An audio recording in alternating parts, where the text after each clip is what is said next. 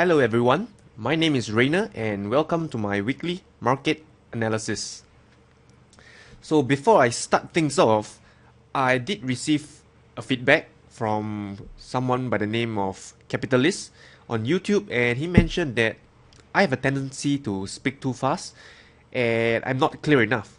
So I appreciate the feedback from you, Capitalist, and I'm doing my best to actually speak slowly, provide ample pause so that you guys out there can better understand what I'm saying, and this way information would be able to flow through in a more efficient manner.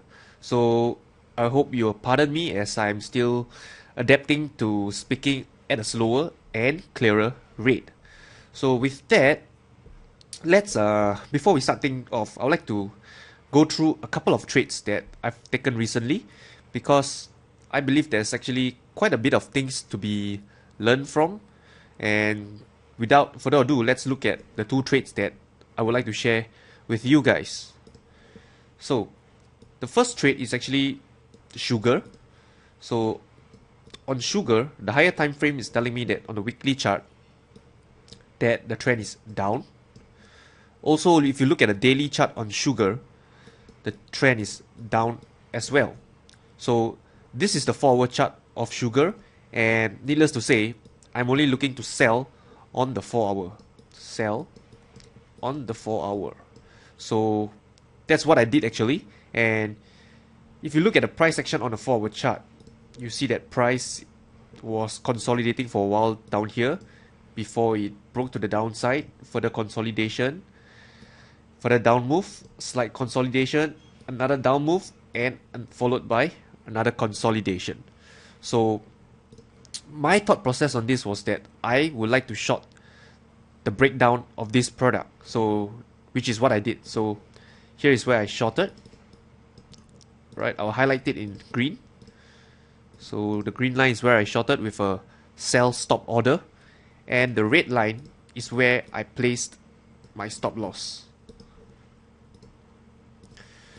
And there you go. Green is where I place a sell stop order, and the red line is where I had my stop loss. So let's look at what happened next. So as I scroll forward, we see that price triggered my entry, retraced a little against me, and started heading lower and lower and lower. And right now, you see this big bullish candle retracing towards my entry. My stop loss was still where it was, and I did not shift it at all. And if you notice, price eventually stopped me out over here. Right, I got stopped out this trade. So if you recap this trade, what happened was that I took a shot with a sell stop, and I was positive 1R for a moment. And the next moment I know I'm down 1R. So from being in the money to out of the money and being stopped out for a loss. So some traders may wonder, hey Rainer, why didn't you protect your profits? Why didn't you set your trades to break even? And the reason is this. My thought process is that as a trend trader, I would like to give my trade ample breathing room to run its course. I will not unnecessarily push my trade to break even just because it is psychologically comforting to do so. But rather, I have a fixed trading plan on when I will trail my stops accordingly. And as for these trades, for this particular trade on sugar, I left my stop at its original location because there wasn't any sign that I should be trailing it as of yet. So I took a 1R loss on this trade. To me, it is a good trade because, if you know, we should always cut our losses and let our profits run. So in this scenario for sugar, I managed to cut my losses for a loss of 1R. And to me, that is a good trade. So that's all I have for sugar. Now let's look at another trade, which is soybeans.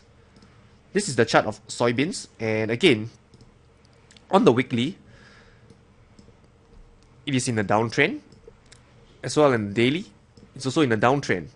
And if you recall last week that I was actually looking to sell some soybeans, and this was, I think, occurred a couple of weeks back. So again, if you notice the price action on soybeans, price tend to retrace towards this value zone before trading lower. And for this particular setup, what I did was, again, I did a sell stop on soybeans around here. So let me highlight to you. Green is where I shorted, and red is where my stop loss is. So this is green, where I shorted, and my stop loss was here.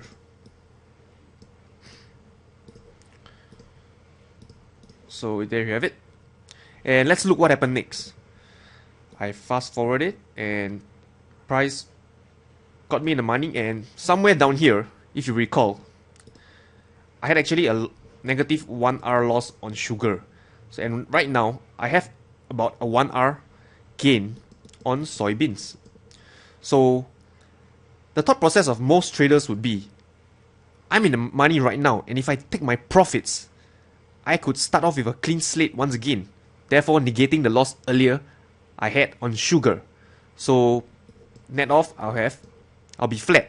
I will not win and I will not lose. But then again, as a fellow trend trader, you need to ask yourself, is that the right thing to do? As you know, earlier we cut our losses, and we also need to let our profits run. By taking profits right now, just because we had a loss earlier on, are we letting our profits run? Is that the right thing to do, coming from a trend trader perspective? And I'm sure you have the answer, and the answer is no, that wouldn't be the right thing, because you're supposed to let your profits run for as long as it shows signs of continuation. And clearly on this chart, you see price forming lower lows and lower highs, and there's no sign of it wanting to reverse as of yet. So with that, I let my profits run, and let's look what happened next. So profits was running, and again here you see again a similar pattern coming up. Do you see it? Consolidation followed by a sell down. Right now price is consolidating once more. So again, I scale in my trade, and let's look what happened. So price once more did a sell down, and right now for the soybean trade, I'm about 3R and running, because the market is still look like it wants to hit lower. So I've not taken any profits on my soybean trade, and followed by a loss on the sugar I had. So basically, to sum up, two trades I did. One was a cut loss, and the other is letting the profits run. As you know, you've always heard this over and over again, whereby you are supposed to cut your losses and let your profits run. So that's what I'm doing right now, and I have no idea what the market will do to my soybean trades. The only thing I can do is to trail my stops accordingly and manage my downside. Whatever the markets want to give me, I'll just take it. So that's all I have for this trade review on the soybean and sugar. So let's look at some opportunities this coming week. So moving on, let's look at New Zealand dollar. Pretty interesting pair, because this is the weekly chart of New Zealand dollar. And this week, alright, fundamental news aside, you see this bearish candle, alright? What do we have? We have a close and break of structure, alright? Price close and break below the key 81 level over here.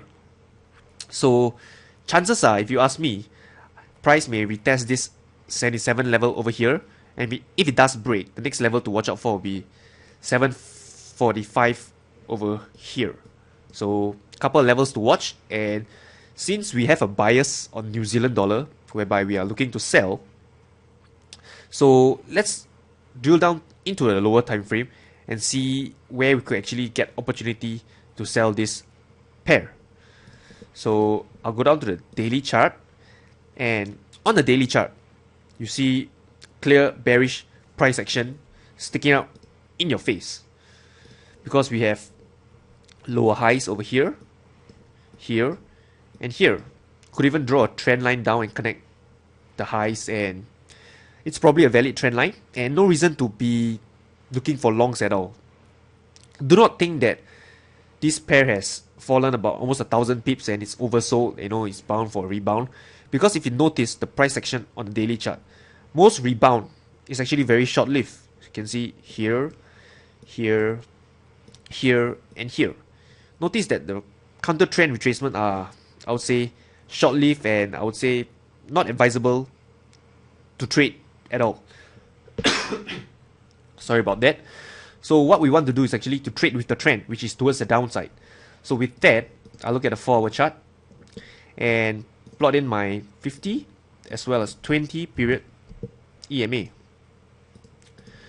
Now we are seeing some patterns down here. So if you notice, price have a tendency to retrace back towards the value zone over here, which are highlighted in black. So you retrace here, rally down lower, retrace, then hit down lower, retrace, hit down lower, retrace a little bit, hit down lower. So in the coming week, my game plan for this pair is, should price retrace back into this value zone of mine, I'll be looking to take a shot on New Zealand dollar. Or another alternative scenario is, perhaps this pair may not retrace deep enough to give us a shot, or it could possibly do this. So an alternative scenario would be this pair started to consolidate, similar to the soybeans and sugar trade, and that's when I look to have a sell stop below the low and short this particular pair. So two possible trade entry for this pair that I'll be watching closely this coming week. And since we have some time left, let me go through a chart of silver with you guys. So this is the chart of silver on a weekly chart, and as you know, I've been bearish on this metal as well when price took out this low over here. You can see that this particular candle break and close below that low. So with that, I was looking to have a sell bias and to short this metal should I get an entry.